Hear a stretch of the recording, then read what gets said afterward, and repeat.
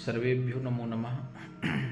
प्रिय बंधुओं, आज हम संवत 2081 के दीपावली निर्णय के विषय में कुछ चर्चा आपसे करने जा रहे हैं। इस वर्ष दीपावली महोत्सव को मनाने को लेकर अनेक मतभेद, अनेक भिन्नताएं देखने में आ रही हैं। पिछले 5-6 दिन से लगातार टीवी चैनल्स पर भी यह एक बड़ी बहस सी बन गई है कि आखिर 31 अक्टूबर को दीपावली का त्यौहार मनाया जाए या 1 नवंबर को दीपावली का त्यौहार मनाया जाए। मित्रों, मेरा मन अत्यंत खिन्न है कि आखिर जिन ऋषियों ने, जिन विद्वानों ने, जिन महापुरुषों ने केवल हम और आपकी सुलभता के लिए ही ग्रंथों का निर्माण किया और उन ग्रंथों में प्रत्येक बात को इसलिए भी सम्मिलित कर दिया ताकि कभी भविष्य में यदि ऐसी कोई परिस्थितियां हमारे समक्ष प्रस्तुत हों तो हम उनका निराकरण बिना विरोधाभास के, बिना बहस के कर सकें। लेकिन आज सामाजिक वातावरण में इतना मतभेद, एक दूसरे का इतना विरोधाभास चल रहा है जिससे हमारे सभी सनातन सद्ग्रंथों का उपहास एवं संस्कृत और संस्कृति का मजाक समाज में बन रहा है। आज लोगों को यह कहने के लिए हम मौका दे रहे हैं कि सनातन पद्धति में लिखे हुए ग्रंथ या सनातन पद्धतियों को पढ़ने वाले, उनका अध्ययन करने वाले आचार्य विद्वान यह निर्णय तक एक नहीं कर सकते कि आखिर दीपावली किस दिन मनाई जाए। परंतु मित्रों, क्या वह भगवती लक्ष्मी इस प्रकार के कृत्य को देखकर हमसे कभी प्रसन्न हो पाएंगी कि हमारे बालकजन इस प्रकार के मतभेद से एक दूसरे का विरोध कर रहे हैं, विरोध करके टीवी चैनल्स पर एक दूसरे से भिड़ रहे हैं। एक यह सिद्ध करने में लगा है कि 31 अक्टूबर को दीपावली मनाइए, एक यह सिद्ध करके दिखा रहा है कि 1 नवंबर को दीपावली मनाइए। क्या इस प्रकार से ग्रंथों का उपहास करना, सनातन पद्धति का उपहास करना, यह कहां तक सही है? हमारे ही ग्रंथों में हमने यह भी पढ़ा है, न काष्ठे विद्यते देवो न शिलायाम न मृत्सुचा भावो ही विद्यते देवास तस्मात् भावम समाचरे। कि कोई भी देवता हो उसकी आराधना भाव में होती है, इसलिए हमें भाव से उसकी पूजन करनी चाहिए। कोई भी देवता लकड़ी में, शिला में या मिट्टी में निवास नहीं करता, वह देवता भाव में निवास करता है। तो इसलिए मित्रों, यह बहस का विषय नहीं है। दीपावली एक ऐसा त्योहार है जो चारों वर्ण की प्रत्येक जातियों में बड़े ही उत्साह से मनाया जाता है। इसलिए इस त्योहार पर इतना विरोधाभास, इतनी एक दूसरे से बहस करके अपनी अपनी बात को सिद्ध करने में इतना समय खर्च करके हम इस त्योहार का, इस उत्साह का जो आनंद था वह उसे खत्म कर रहे हैं। इसलिए मेरा निवेदन है कि सभी के समक्ष आप वह विचार प्रस्तुत करें, वह भावना व्यक्त करें जिससे कि किसी भी प्रकार से हमारे सनातन सद्ग्रंथों का उपहास ना हो, हमारी सनातन पद्धतियों का मजाक ना बने। क्योंकि यदि मूलतः इसके सारांश में जाए तो यह बहस का विषय है ही नहीं। क्योंकि मित्रों, हमारे सनातन पद्धति में जैसे किसी पंचांग में हमने देखा 31 अक्टूबर को दीपावली का निर्देश दिया गया कि आप 31 अक्टूबर दिन गुरुवार को पूजन कीजिए।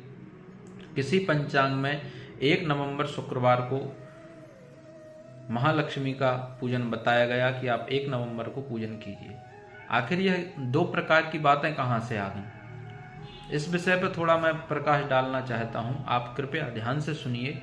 हमारी सनातन पद्धति में जो पंचांग निर्माण का गणित है वह 2 प्रकार से कार्य करता है। एक सूर्य सिद्धांत के आधार पर कार्य करता है, एक दृक गणित के आधार पर कार्य करता है। दोनों ही सिद्धांत अपनी अपनी जगह सही हैं। क्यों? क्योंकि इसके नियम में जो सूर्य सिद्धांत के अनुसार कार्य करेगा वो बाण वृद्धि रसक क्षय सूत्र को लेकर के पूरा पंचांग निर्माण करेगा, और जो दृक गणित के आधार पर कार्य करेगा वो अंक वृद्धि दशक क्षय सूत्र को लेकर के अपना पूरा कार्य पंचांग निर्माण का करेगा। अंतर क्या होगा? इन दोनों ही पंचांग विधियों में तिथियों का मान अलग अलग होगा। जैसे सूर्य सिद्धांत के आधार पर जिन पंचांगों का निर्माण किया जाएगा उनमें परम मान 65 घटी होगा एवं न्यूनतम मान 54 घटी होगा, और दृक गणित के आधार पर जिन पंचांगों का निर्माण किया जाएगा उनमें परम मान 67 घटी लिया जाएगा और न्यूनतम मान 50 घटी लिया जाएगा। तो यह निश्चित है आप सभी बुद्धिमान जन इस चर्चा को श्रवण कर रहे हैं। तो जब अंकों में मतभेद है, उनके मानों में मतभेद है, तो यह निश्चित है कि जो आने वाला उत्तर है उस सवाल का, जो उसका गणित का जो फल है उसमें भी मतभेद आएगा। उसी कारण से 2 प्रकार के पंचांगों की रचना की जाती है। एक सूर्य सिद्धांत से एक पंचांग बनता है, एक दृक गणित के आधार पर एक पंचांग बनता है, लेकिन इन दोनों ही पंचांगों की उपयोगिताएं अलग अलग हैं। कब हमें सूर्य सिद्धांत के पंचांग को ग्रहण करना है, कब हमें दृक गणित के पंचांग को ग्रहण करना है, जिससे कि किसी भी प्रकार के असमंजस की स्थिति न बने। इस वर्ष क्या हो रहा है कि जो सूर्य सिद्धांत वाले लोग हैं या जिन ग्रंथकारों ने, पंचांगकारों ने सूर्य सिद्धांत के आधार पर जो पंचांग बनते हैं उन्होंने 31 अक्टूबर का लिख दिया। जिन लोगों ने दृक गणित के अनुसार बनाया उन्होंने 1 नवंबर का लिख दिया। तो 2 प्रकार की बातें सामने आ। हमें यह ध्यान रखना चाहिए कि किस समय सूर्य सिद्धांत से निर्मित पंचांग का उपयोग करना है और किस समय दृक गणित से निर्मित पंचांग का उपयोग करना है, क्योंकि दोनों की ही उपयोगिता अलग अलग कार्यों में है। जैसे दृक गणित से निर्मित जो पंचांग है उसका उपयोग ग्रहण आदि कार्यों में किया जाता है। जब ग्रहण पड़ता है तब उनके गणित का उपयोग करके यह निश्चित किया जाता है कि कितने बजे स्पर्श होगा, कितने बजे मध्य होगा, कितने बजे मोक्ष होगा। यह व्यवस्था दृक गणित की ग्रहण के कार्यों में दी गई। सिद्धांत सूर्य सिद्धांत का जो आधार दिया गया वह व्रत, पर्व, त्योहार आदि में उसका उल्लेख मिलता है कि जब आपको यह परेशानी हो कि हम कब कौन सा त्योहार मनाएं, कब श्राद्ध आदि तिथियों का निर्धारण करें, तब सूर्य सिद्धांत से आधारित जो पंचांग बने हैं उनका आप उपयोग करें। इस बात के लिए हमें श्री स्कंद महापुराण के कली महात्म्य में एक बड़ा सुंदर श्लोक मिलता है, जिससे हम यह पता कर सकते हैं कि सूर्य सिद्धांत को किन किन विषयों पर लागू किया गया है। तो उसमें कहते हैं, दृक् सिद्ध खेटक ग्रह साधितासु कुर्वन्ति केचित् तिथिषु प्रमादात। यदि हमें किसी तिथि के प्रमाण की आवश्यकता हो, चाहे श्राद्ध आदि व्रत त्योहारों की आवश्यकता हो, उनको सिद्ध करने की आवश्यकता हो, श्राद्धादिकम तत् पितृशापतस्ते, जो श्राद्ध तिथियां हैं उनका यह ज्ञान करना हो कि किस दिन कौन सा श्राद्ध होना है। पुण्यक्षयम दुर्गतिमाप्नुवन्ति तथापि संतो बहवोत्र धार्मिकाः पुरातनाचार मथा जहन्तः सूर्यांश जोक्तार्जित काल एवा कर्माणि कुर्वन्ति सुखम लभन्ते। तो जितने भी व्रत त्योहार इत्यादि हैं उनका यदि निर्धारण करना है तो हमें सूर्य सिद्धांत के आधार से जो निर्मित पंचांग हैं उन पंचांगों को आधार बना करके अपने पर्व, व्रत, श्राद्ध की तिथियां इत्यादि का हमें निर्धारण करना होगा। और जब ग्रहण इत्यादि का समय रहे तब हमें दृक गणित के आधार पर यह निर्धारण करना होगा कि कब इस ग्रहण का स्पर्श होगा, कब मध्य होगा, कब मोक्ष होगा। तो यह दोनों ही चर्चा और इन दोनों ही विषयों के अनेकानेक उदाहरण ग्रंथों में हैं, जिससे यह सामान्य तरीके से यह बात प्रमाणिक हो सकती है कि सूर्य सिद्धांत के आधार पर जिन लोगों ने 31 अक्टूबर 2024 दिन गुरुवार को दीपावली का निर्णय दिया, वह निर्णय पूर्णतः सही है। इसलिए मित्रों, यह जो विषय है यह बहस का विषय नहीं है। मेरा सभी विद्वानों से, सभी आचार्यों से यह निवेदन है कि इस प्रकार से प्रत्येक त्योहार पर, प्रत्येक तिथियों के विचार में बहस करके, मतभेद करके, एक दूसरे का विरोध करके हम इन त्योहारों का जो उत्साह है, इन जो त्योहारों के प्रति हमारे हिंदू समाज में जो श्रद्धा है उसे खत्म न करें।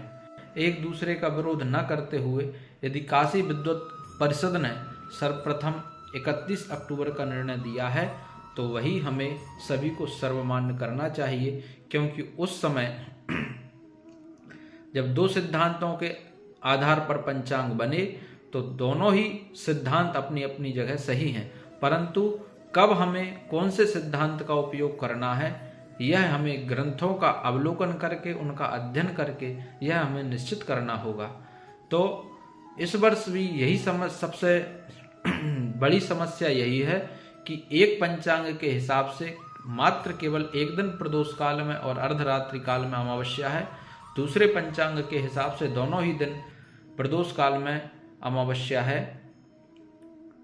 तो जो सूर्य सिद्धांत से आधारित जो पंचांग हैं उन पंचांगों में गुरुवार के दिन प्रदोष काल में एवं रात्रि काल में, मध्य रात्रि में भी अमावस्या है और उसी दिन भगवती लक्ष्मी का पूजन करना उचित है। मेरी बुद्धि से मैं यह प्रस्तुत कर रहा हूँ, बाकी सब परम स्वतंत्र हैं। किसी पर किसी का किसी भी प्रकार से कोई अधिकार या दबाव नहीं है। आपको जब जैसा उचित लगे आप वैसा अपने आचार्यों से, अपने परंपरा के हिसाब से आप संपर्क करके उस हिसाब से इस त्यौहार को मनाएं। परंतु मित्रों, इस प्रकार से बहस करके, इस प्रकार से विरोध करके हमारे सनातन धर्म का, हमारी सनातन संस्कृति का, संस्कृत का उपहास ना उड़ाएं, जिससे कि विधर्मियों को और बाकी लोगों को कहने के लिए, विरोध करने के लिए, मजाक उड़ाने के लिए मौका मिले। शुभम भवतु। सर्वेभ्यो नमो नमः।